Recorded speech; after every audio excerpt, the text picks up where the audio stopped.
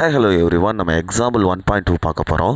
So இதில் பார்த்தீங்கன்னா 3 cases கொடுத்துருக்காங்க. ஒன்று பார்த்தீங்கன்னா பாசிட்டிவ் சார்ஜ் ரெண்டுமே, அண்ட் தென் அடுத்த கேஸ் பார்த்தீங்கன்னா பாசிட்டிவ் சார்ஜ் நெகட்டிவ் சார்ஜ் இருக்குது.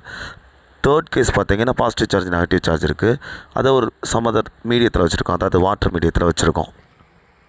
ஸோ இதுக்கு நம்ம சொல்யூஷன் ஐடென்டிஃபை பண்ண போகிறோம். எப்படின்னு பார்ப்போம் வாங்க. ஃபஸ்ட் கேஸ் பார்த்தீங்கன்னா Q1 is equal to plus Q micro coulomb, then பார்த்தீங்கன்னா Q2 is equal to plus Q micro coulomb.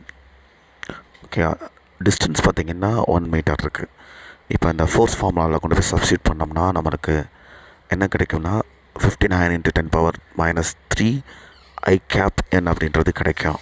Q1 Q2 பார்த்தீங்கன்னா +2 micro coulomb, then -3 micro coulomb, R is equal to 1 metre. Okay, so இதையும் substitute பண்ணுறேன். Substitute பண்ணால் எனக்கு என்ன கிடைக்குதுன்னா எனக்கு -54 × 10⁻³ newton ஐ கேப் கிடைக்குது. ஓகே, இது டிஸ்சிமிலர் சார்ஜஸ்னால ஒன்றுக்கு ஒன்று அட்ராக்டிவ் ஃபோர்ஸில் தான் இருக்கும்.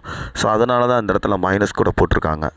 ஸோ இது ஃபார்வர்ட் டைரெக்ஷனில் இருக்குது. F12 தென் பார்த்தீங்கன்னா -F21 போட்டிருப்பாங்க. ஓகேயா, வேல்யூஸ் இருக்குது. பட் என்னென்னா இங்கே பார்த்தீங்கன்னா நம்ம மீடியம்குள்ளே, வாட்டர்ன்ற மீடியமுக்குள்ளே அந்த சார்ஜஸை வைக்கிறோம். ஓகே, ஸோ ஃபார்முலா உங்களுக்கு இப்படி மாறும், ER E0ன்னு மாறிடும். ஓகே, ஸோ அதை மட்டும் பார்த்துக்கோங்க.